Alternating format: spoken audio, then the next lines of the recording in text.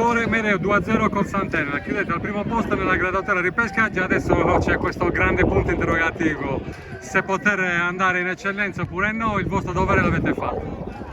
Sì, il nostro dovere l'abbiamo fatto in pieno, naturalmente facciamo i complimenti al Sant'Elena che ha giocato questi playoff al massimo, però come succede poi in finale c'è sempre una squadra che vince e una purtroppo che perde, quindi i complimenti vanno a loro perché l'hanno giocata soprattutto nel primo tempo nel miglior modo possibile e poi alla distanza è uscito il Tortolì, quindi credo che alla lunga l'abbiamo meritata. Dai.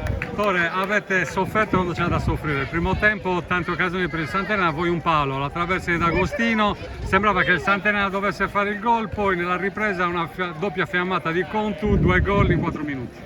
Sì, infatti questa è una partita che si gioca non solo in 45 minuti, sapevamo che si giocava in 180 minuti, quindi è stata all'andata una partita in equilibrio e quindi un pareggio giustissimo.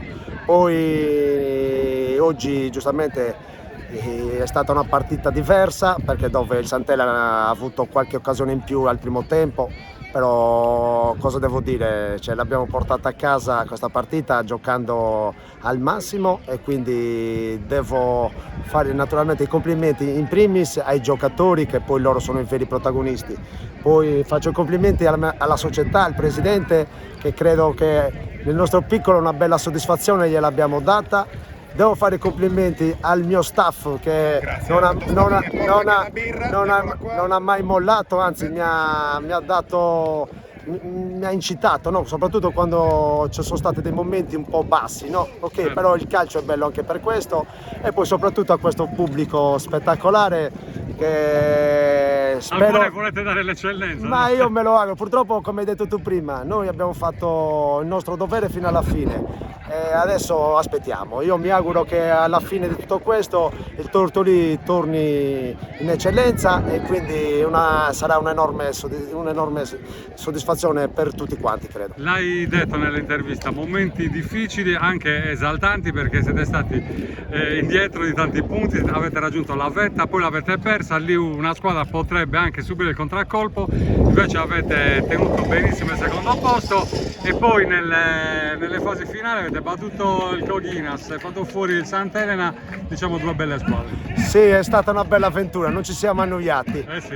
Ok, dove abbiamo avuto una prima parte, giù come hai detto tu, dove ci siamo messi tutti in discussione, ok, io prima di tutti e poi con l'aiuto della società, del mio staff, dei giocatori che poi sono arrivati, piano piano abbiamo risalito la china, no? E quindi piano piano ci siamo addirittura trovati davanti alla Nusei, però dai, poi alla fine credo che siamo stati protagonisti in questo bellissimo campionato e questo ci deve riempire d'orgoglio. A questo punto fate il tifo per il Monastir che venga ripescata almeno una squadra in D, no?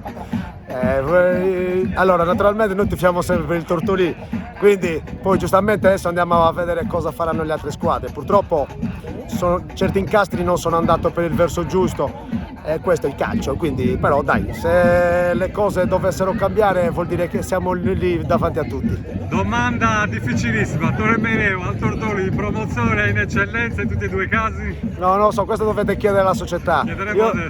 Chiedetela alla società, io so solo che al presidente gli avevo promesso una cosa a inizio stagione e vederlo sorridere e quindi l'ho visto prima che era con le lacrime, quindi credo che il mio obiettivo l'ho raggiunto. Grazie Tore, tanti complimenti e in bocca al lupo per il salto di categoria. Crepi, grazie mille a voi, buona serata.